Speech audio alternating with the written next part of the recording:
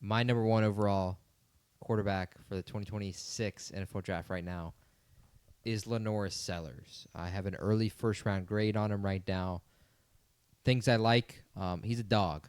He's a true gamer. He's the fastest quarterback here in the draft, tied with essentially John Mateer. I'd say about the same speed, but he's faster than every other player here in the draft. He makes all the open throws. It's a big thing I love about him is he doesn't necessarily miss a guy when he's wide open.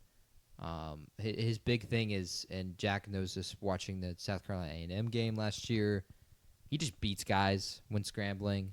He's really hard to tackle because of his speed, but the jump cuts, the hesitations, even when he scrambles out and he gets into a spot where he's one-on-one with the defensive end, he can hit you with a little pump fake and then blow by you to the right. He's an excellent quarterback. He's been compared to Cam Newton. I think that's a little bit too much at this moment in time. Now, if he were to lead South Carolina to any kind of success that Cam Newton did this season, then I think maybe that's a potential argument. But he's not the athletic prowess, at least. He's not as big, strong as Cam Newton was. He's not going to run people over. He's going to run around people.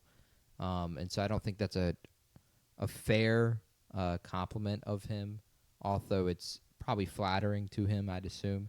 I mean, I'd love to be compared to him. To Cam Newton, one of the greatest college quarterbacks of all time. The biggest thing I want to see from him this season is I just want to see a little bit of development from the passing game. I don't think he's quite there to be an NFL quarterback on a baseline. I think he's unbelievably talented, but he has not hit that ceiling yet to where he is like Josh Allen is right now. That's the comparison right now, I think, for Lenoris is like I think he's just a little bit too raw. I think he would immediately, if you put him into the an NFL starter right now, I don't think he's a guarantee to be a day one star. In fact, I would expect him to be bad his rookie season. I think he needs to develop a ton there as a passer to be in the NFL, which he has the chance to do that in college this season, playing against NFL caliber guys pretty much every single week in the SEC. And I also want to see him in a pro system right now. I have concern there because they run a college system at South Carolina naturally because they are a college football team. And so I want to see him under center. I need to see him, manage the game from under center, to manage the game from the shotgun as well, to be able to manage the game when you're put in spots where the communication between you and your offensive coordinator goes out. Can you call a play yourself? Can you diagnose the defense and find their weak spot? Can you adjust the play? He's not a guy that's known to audible a ton right now. But what are you guys' thoughts on Lenoris? Am I too high on Lenoris?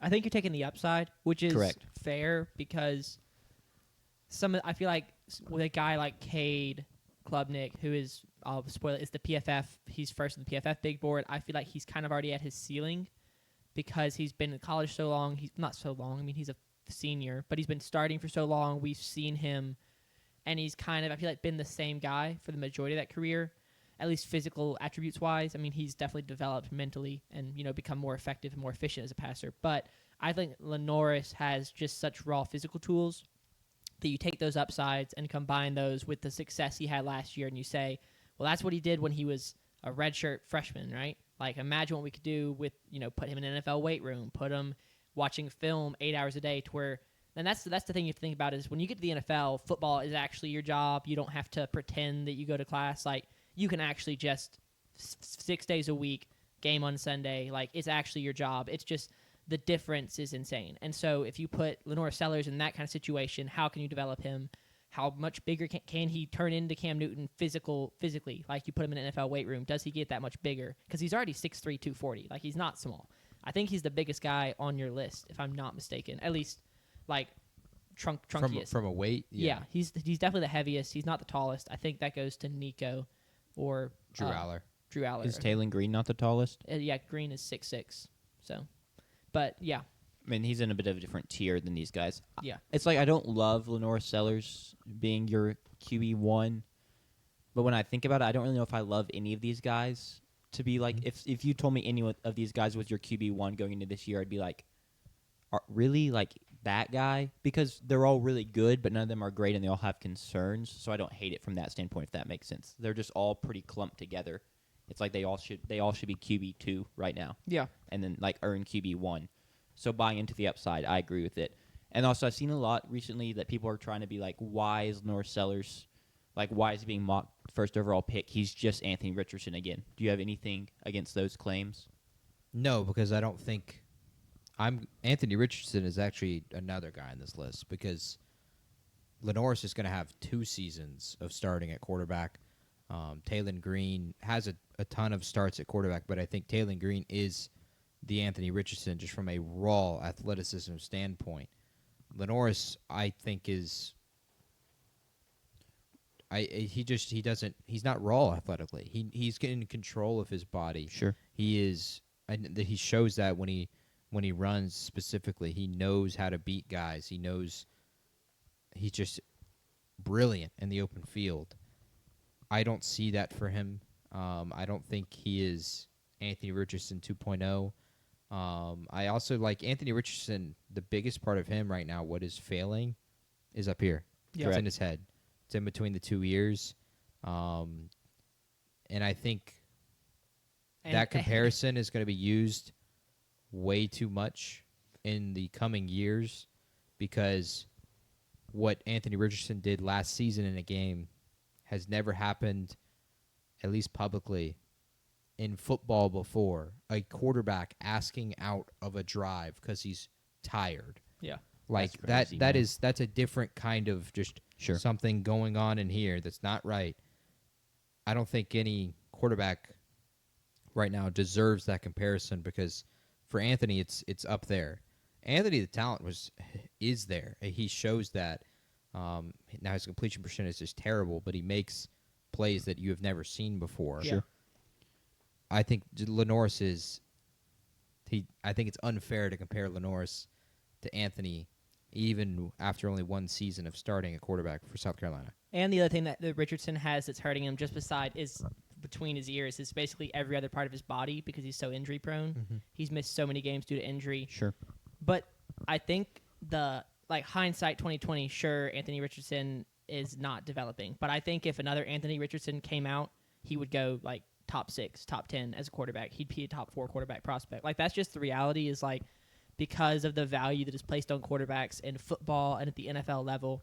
If you've got a guy who's coming out, and Anthony Richardson is still younger than, I was talking about someone in the TikTok section yesterday, TikTok comments, Stetson Bennett. Anthony Richardson is still younger than Stetson Bennett was when he was drafted. And this guy was trying to say that Stetson Bennett is going to develop into a good quarterback. That's a different argument. But he was so young and he was so talented. I think 10 times out of 10, you're taking that opportunity to try and develop him. Yeah. Fair enough. I also disagree with the comparison because I also feel like Lenoris has put more on tape than Anthony Richardson ever did. So I get that there's still some unknowns, but there's nowhere near the levels of unknowns that there were with Anthony Richardson. And the mental aspects of, a good point to make because you can't ever really project that. Yeah, and you can a little bit, but not. I'm not projecting Lenoris. He's not going to be a star his rookie year. I don't see that right now, at least. Sure.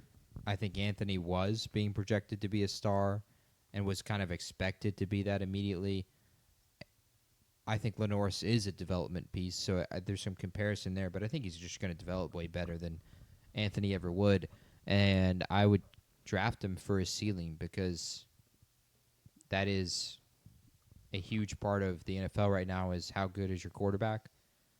And you think of your previous Super Bowl champions, Jalen Hurts, excellent quarterback. Patrick Mahomes, excellent. Matthew Stafford, excellent.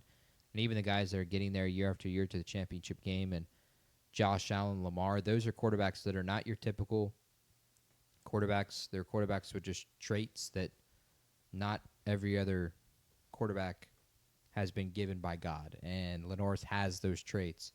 So that's why I would have Lenoris as my number 1 guy, is he just has traits that were given to him that not everyone else has. And he's still got another year to develop. This is, of course, a preseason ranking, and I expect this to change a lot. But right now, Lenoris would be my number 1 overall pick, or at least my number 1 overall quarterback. It would depend on team. Sure. If you'd Yeah. be number 1 overall pick, Caleb Downs very easily could be number 1 overall pick.